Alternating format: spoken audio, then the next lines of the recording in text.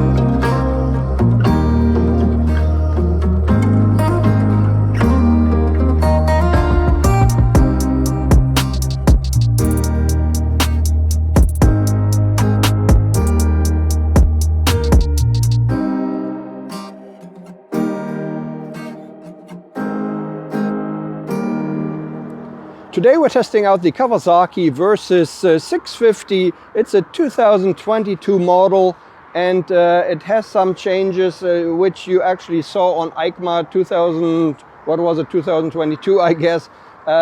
Some changes are we have full LED now, we have the front mask as I would call it, which is also full LED. We have a different display, not the old-fashioned kind of instrument anymore. We have the regular new Kawasaki TFT display, which is pretty nice. As I said, everything else is LED. We also have adjustable, easily adjustable rear suspension with a little wheel, which I can show you later. And yeah, it's a two-cylinder 649cc. It has this version. My dealer always has the 48 horsepower for test ride, so this is also available as a 67 horsepower version. Yeah, that's what it is. 61 Newton meter. I will do the show you the controls and the display now. So on the left hand side we have the clutch lever, which is adjustable in 5 positions. We have high beam, low beam, we have the selector for the display, we have the turning light signal switch here, turn signal switch, oh man. We have the horn, we have the hazard lights here on the right hand side. We only have the throttle, the adjustable, also in 5 position, brake lever, kill switch and starter switch on the right hand side. So let's get to the display. Also I wanted to tell you, naturally it has ABS. It also now has traction control with two positions. In the lower 48 horsepower version, the dealer said it only has position 1. When you have the full version, you can adjust it to 2 different levels of traction control. On the left hand side of the display we have the gear indicator. At the moment we're neutral.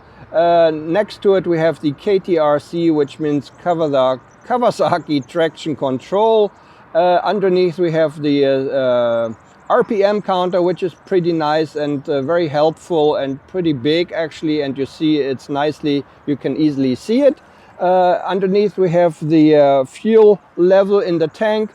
To the right we have the speedometer. Underneath we have all the data, and to the right we have the clock. I can switch around the data in the display either using these 2 buttons here or the button on the left handlebar control. If you use the button here, you can switch the upper data. Here we have odometer, we have trip A, trip B, and that's it. And down below we can change from total time, battery voltage, actual fuel consumption, average fuel consumption, and the range. And if you press the right hand button here, you can switch the display to black on white. Here we go. We can switch it back to white on black, whatever you like better. When you press the 2 buttons, you get into the menu system.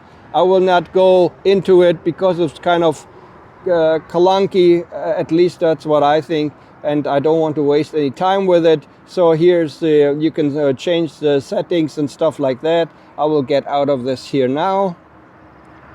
And that's basically the display.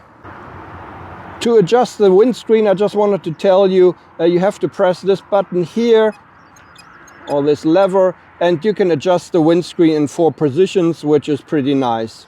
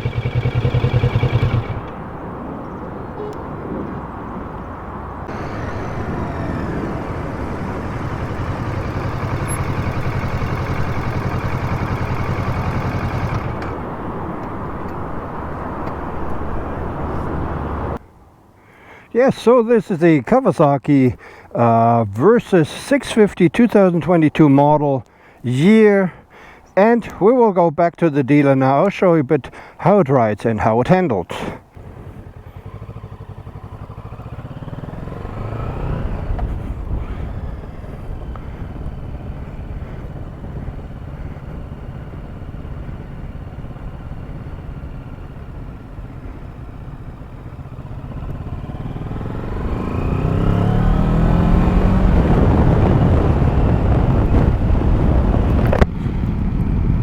The first thing that you notice when you get on the bike is the seat height, 845 millimeter, a little bit on the high side for me already, but still somehow acceptable.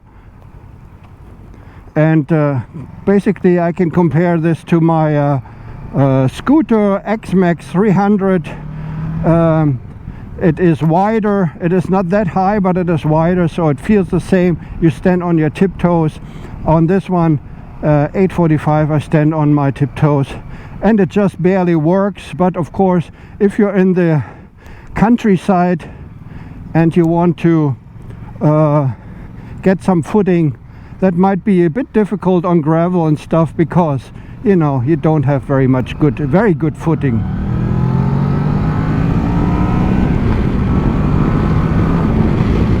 This is the 48 horsepower version here. The full version has 67 horsepower, 61 Newton meter. What I wanted to tell you, when you get on the bike, I forgot to tell you, the seat is fairly plush and comfy, much more comfortable than a Honda seat. Honda seats are very hard, and this feels very, very comfy somehow.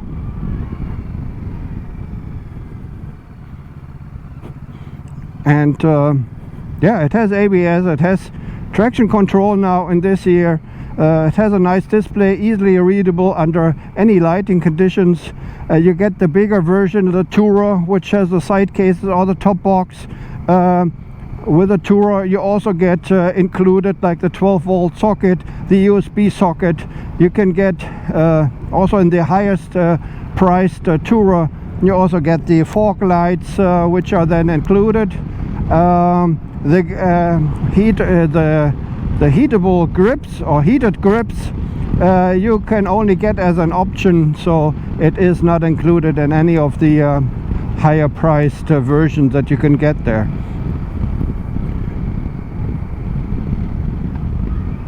The shifting is very, very nice. It is a Kawasaki, and I have a Kawasaki myself, so the shifting is very easy. You know, you don't really have to worry about it.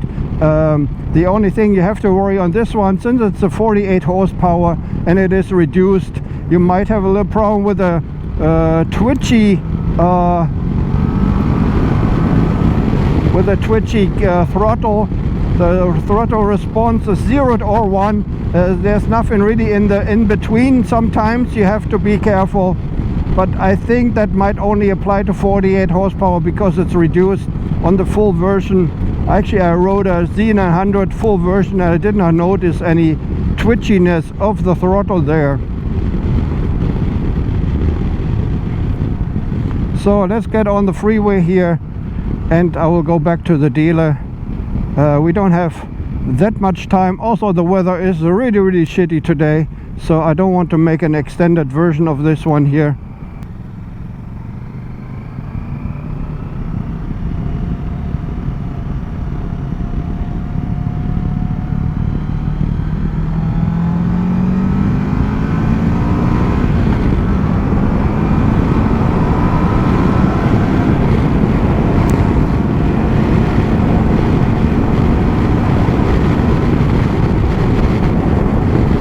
At higher speeds, or at least what we can ride here in Spain, we can go up to 120 here.